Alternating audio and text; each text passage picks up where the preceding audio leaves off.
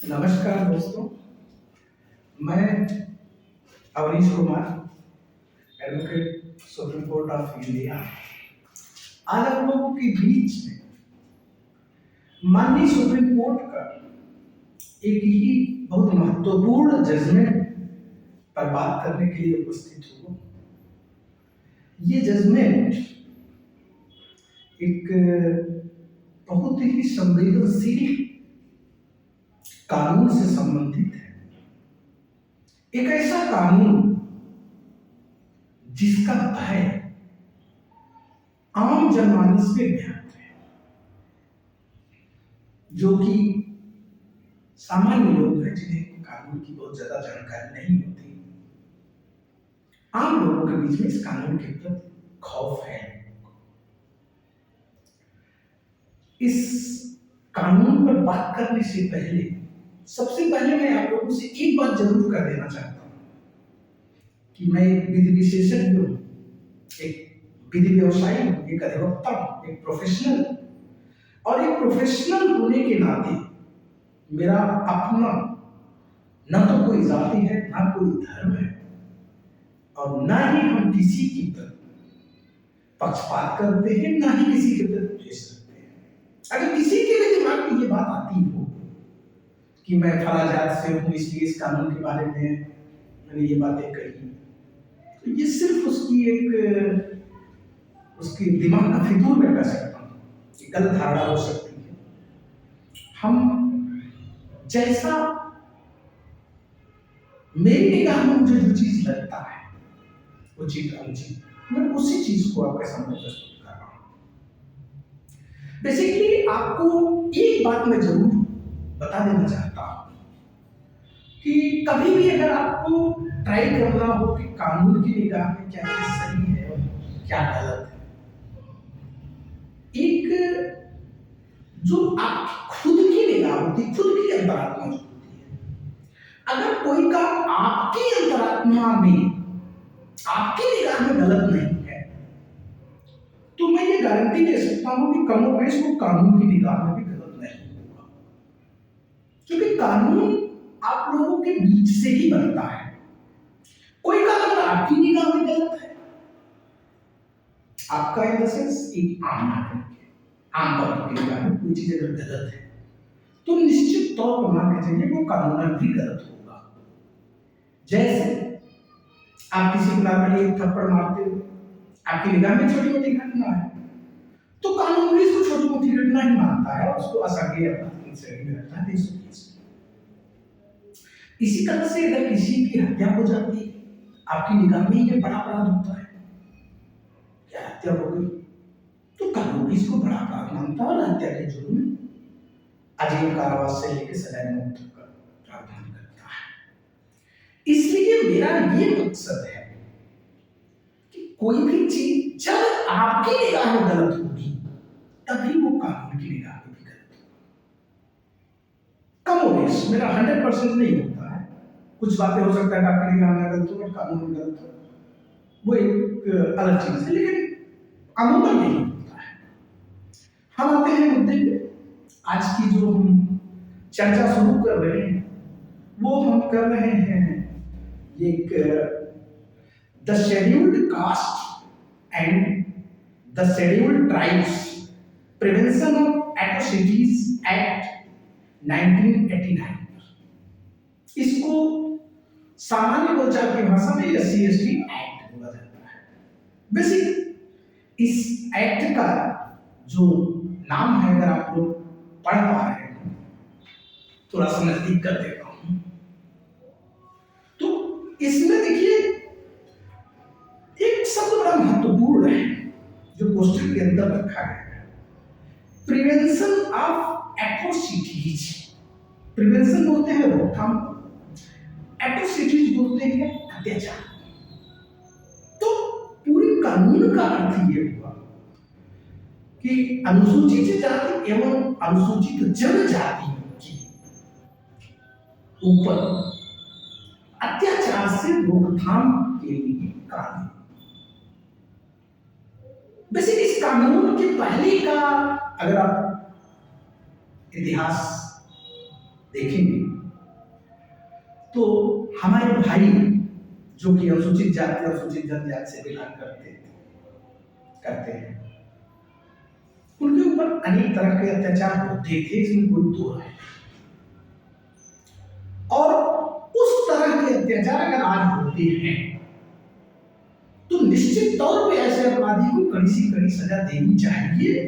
और अगर कोई भी अनुसूचित जनजाति का सदस्य मेरे संपर्क में आता है जिसके ऊपर उस तरह के अत्याचार होते हैं, तो इस वीडियो के माध्यम से मैं आपसे वादा करता हूं कि बिना ₹1 फीस लिए मैं आपकी मदद के लिए 24 आवर खड़ा हूं। लेकिन शर्त यही है कि हाँ, आपके साथ जाति हुई होनी चाहिए, आपके साथ अत्याचार हुआ होना चाहिए। अब इस कानून का नेगेटिव पहलू समझ लीजिए। ये कानून कभी ये नहीं कहता है कि अगर कोई व्यक्ति SC/ST कम्युनिटी से बिलोंग करता है और किसी भी वजह से आपकी उससे लड़ाई हो जाती है तो आपके ऊपर SC/ST एक्ट के तहत कार्रवाई होगी। ये इस कानून की खासियत है। ये कानून तभी लागू होता है जब आप किसी अनुसूचित जाति, अनुसूचित जनजाति के सदस्य के ऊपर अत्याचार करते हैं, उसको अनुसूचित जाति या अनुसूचित जनजाति सदस्य होने के नाते उसे प्रताड़ित करते हैं, तो आप इस कानून के तहत दोषी होते हैं। इसी टाइप की एक समस्या थी जो माननीय उच्चतम न्यायालय के समक्ष एक अपील पिटीशन के रूप में प्रस्तुत हुई। उस केस का डिटेल में बताता हूं। उस केस का डिटेल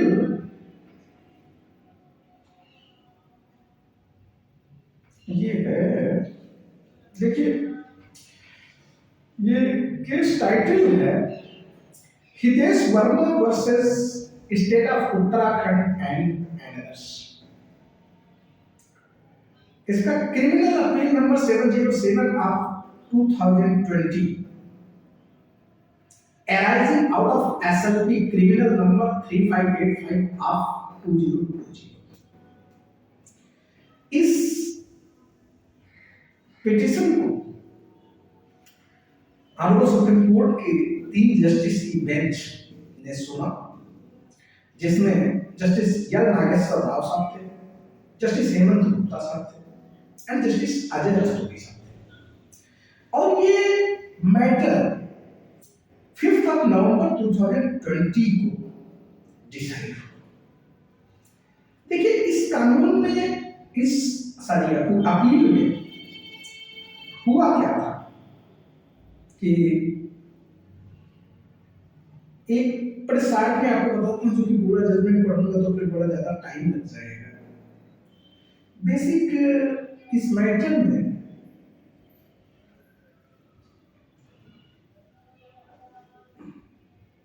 पहले को मैं इसका FIR का ट्रांसलेटेड वर्जन जो है वो पढ़ के सुना देता हूं, जो कि इसमें है।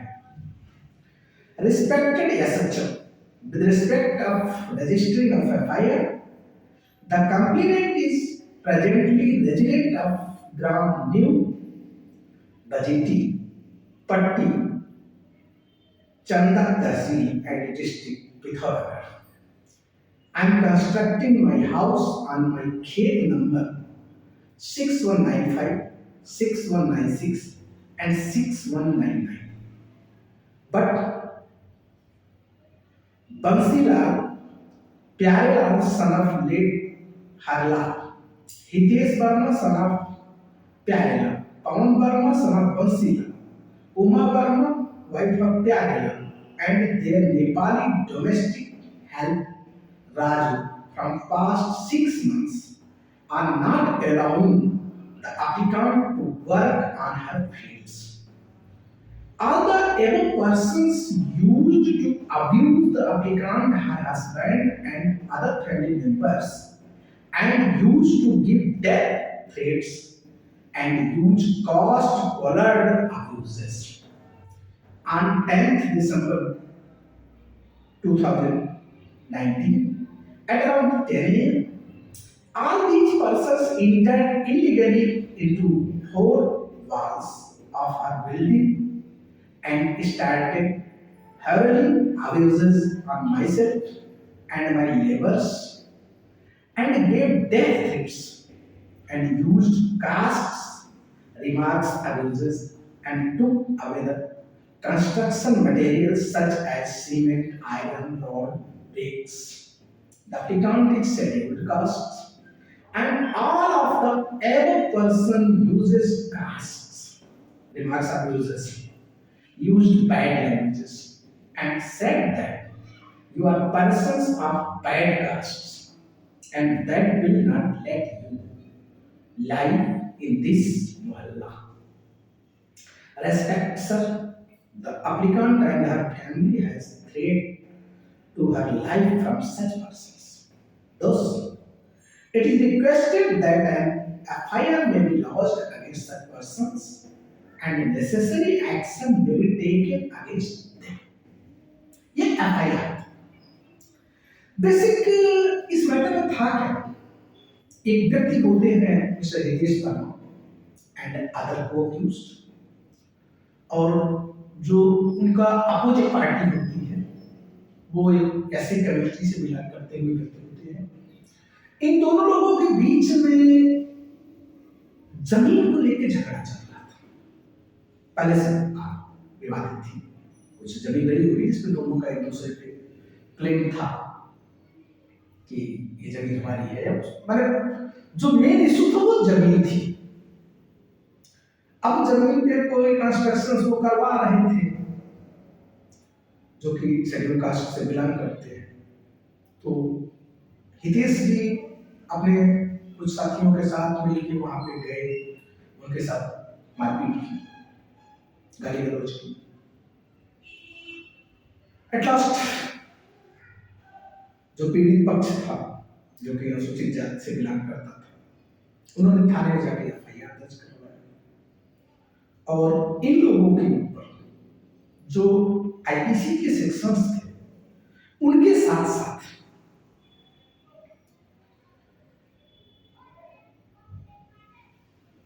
मैंने इसमें सेक्शन 452, 504 एंड 506 आईपीसी का प्लस सेक्शन 3 सबसेक्शन 1 एंड 1 का subsection X in the section roman का and section 3 subsection 1 and subsection का subsection E of SC ST act के तहत एफआईआर दर्ज होता है। एफआईआर दर्ज हो गया। एफआईआर क्वेश्चन के लिए जो हितेश वर्मा पक्ष था वो माननीय उच्च न्यायालय नैनीताल गए, लेकिन माननीय उच्च न्यायालय ने एफआईआर क्वेश्चन नहीं किया। फिर उस ऑर्डर के अगेंस्ट में ये अपील आई माननीय सुप्रीम कोर्ट में 3 जजों के बेंच के समक्ष ये मामला रखा गया। इसमें बहुत सारे जजमेंट्स, बहुत सारे पूर्व के सुप्रीम कोर्ट के डिसीजंस, सब चीजों के मद्देनजर रखते हुए जस्टिस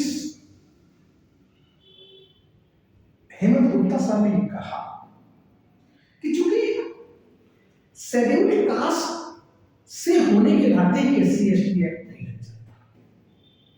एससी एसटी एक्ट के तहत अपराध तब कारित होगा जब आप किसी को बीइंग एससी एसटी कम्युनिटी के मेंबर के नाते आप उसे प्रताड़ित करते हैं, then you are liable to punish under SC act. इस मामले में हुआ क्या था? इस मामले में चूंकि उनकी विवादित जमीन को लेकर विवाद था, कि जाति को लेकर विवाद नहीं था, लड़ाई दोनों के बीच में जमीन को लेकर थी और उस लड़ाई के दौरान उन्होंने आरोप दिया कि उनको जाति सूचक का दिया। तो इसके लिए इसी जजमेंट के पैरा 18 में जब आप आते हैं तो पैरा 18 आपको मैं पढ़ के सुना देता हूं। बहुत सारा डिसीजन होने के बाद का है। देखिए पैरा 3 में कहते हैं कि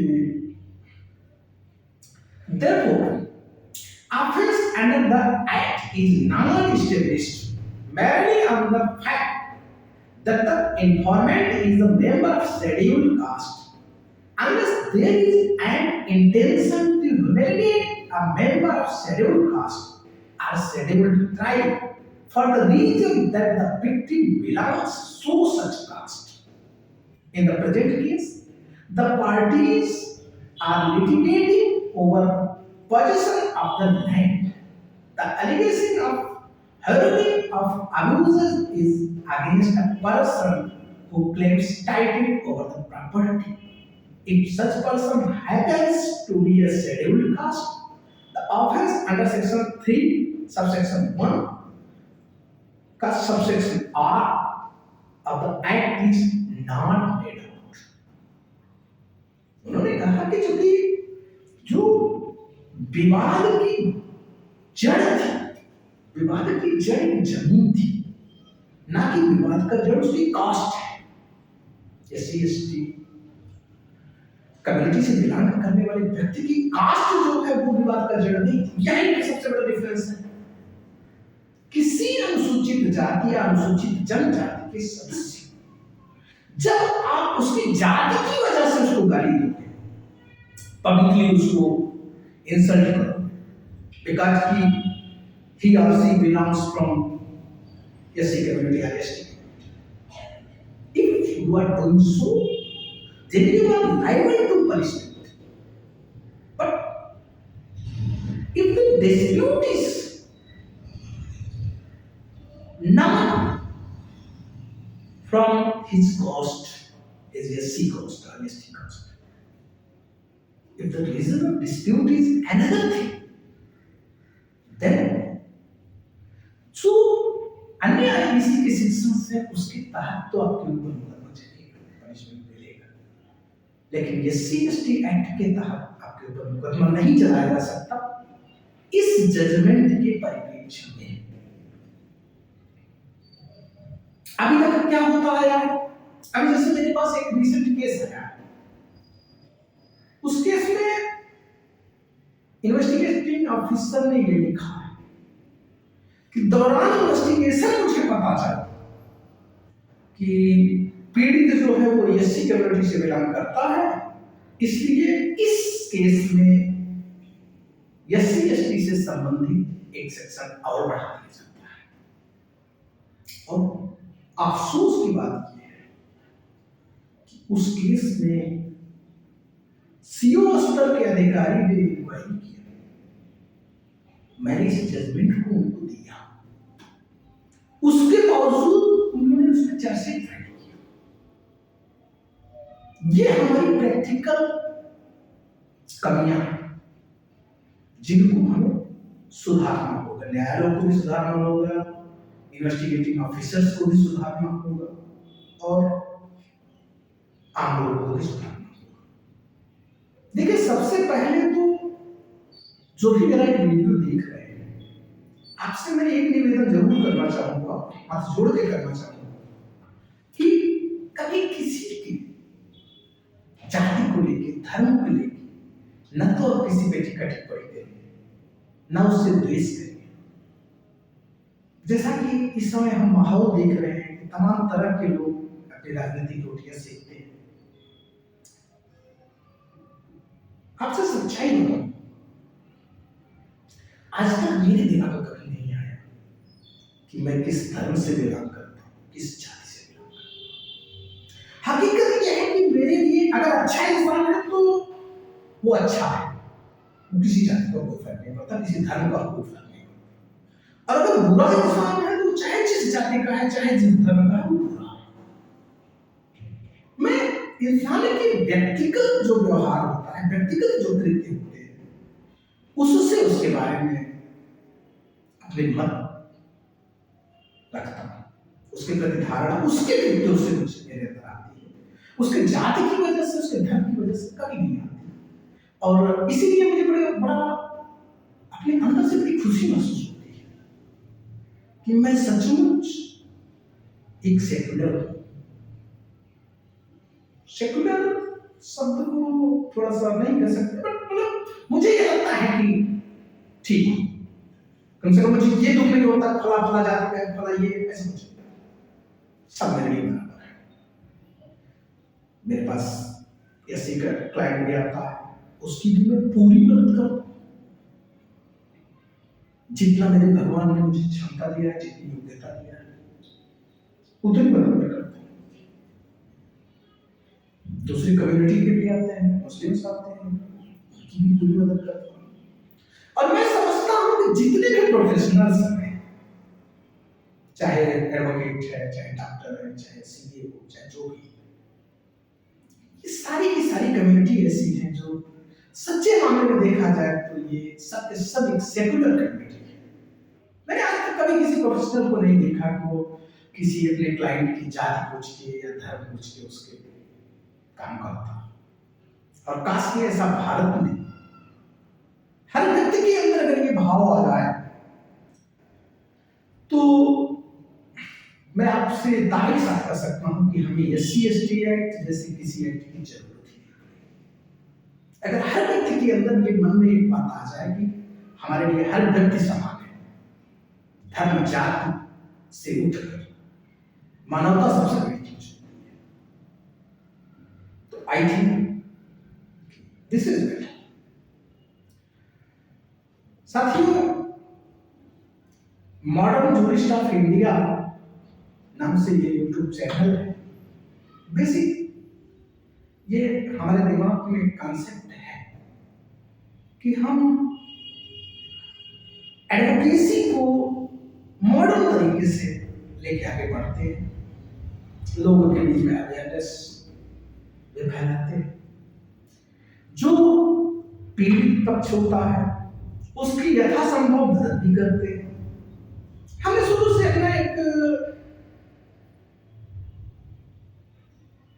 मैंने अपने व्यूज मेरे अपने हैं कि अगर कोई व्यक्ति पीड़ित होगा और मेरी निगाह में गुनाहगार नहीं होगा तो मेरे दरवाजे से कभी पैसे के लिए वापस नहीं लौट सकेगा, उसकी मदद नहीं होगी। फीस अच्छा, मेरा जो प्रोफेशन है तो अगर हम पैसे नहीं लेंगे तो हम खाएंगे क्या? हमारे अपने भी घर परिवार है, जिंदगी है। लेकिन हाँ ये जरूर है कि जितना कम से कम में संभव होगा, कोई अपने पैसे के लिए तो नहीं होगा, उसकी मदद 101% होगी। लेकिन अगर वो गलत करके आया है और फिर मुझसे मदद चाहता है तो जो देखिए, मैं जज नहीं, मैं अधिवक्ता हूं और मेरा कर्तव्य होता है कि मेरे क्लाइंट को यथासंभव लीगल मदद की जाए। गलत है सही है ये डिसाइड करने का काम जज का है, मेरा नहीं है। मेरा काम है कि जो मेरे पास आया है कानून की तरफ से उसकी क्या क्या मदद मिल सकती है, वो सारी मदद उसको मुहैया कराते हैं। हाँ ये है कि अगर वो क्राइम करके आया है तो उससे प्रॉपर फीस चार्ज करेंगे। अगर निर्दोष व्यक्ति को प्रताड़ित किया जा रहा है किसी भी सिस्टम से तो यथासंभव उससे फीस के रूप में, दक्षिणा के रूप में, किसी भी रूप में आप कह सकते हो, जो कुछ भी मिलेगा उसे लेके उसकी मैं मदद अवश्य नहीं करूंगा। और आप लोगों से निवेदन करता हूं कि आप लोग हमारे इस YouTube चैनल को, जो कि मॉडर्न जूरिस्ट ऑफ इंडिया के नाम से है, आप लोग लाइक करिए, शेयर करिए। हम इस पे ऐसे ऐसे जजमेंट आपके बीच में लेके आएंगे जो आपकी जिंदगी में बहुत ही महत्वपूर्ण होगा, जिससे कमोबेश हर आम नागरिक, अधिकांश आम नागरिक जुड़ा होगा, जिन जजमेंट से प्रभावित होगा, उनको मैं आपके बीच में लेके आऊंगा और एकदम सरल तरीके से, जितना आप समझ सकते हो उस लैंग्वेज में, उस जजमेंट की, उस कानून की मैं व्याख्या करूंगा। तो आज के जो मेरा ये विश्लेषण था वो माननीय सर्वोच्च न्यायालय के the scheduled caste and the scheduled tribes prevention of atrocities act 1989 पर आए डिसीजन को लेकर था। भविष्य में अगला वीडियो जो मैं शूट करने जा रहा हूं वो एडवर्स पोजीशन पे लेकर शूट करूंगा और जल्दी ही वो आप लोगों के बीच में होगा। तो हम उम्मीद करते हैं कि आप लोग हमारे इस वीडियो को ज़्यादा से ज़्यादा लाइक करिए, हमारे इस चैनल को लाइक करिए, शेयर करिए और बेल आइकन को भी दबाइए। धन्यवाद।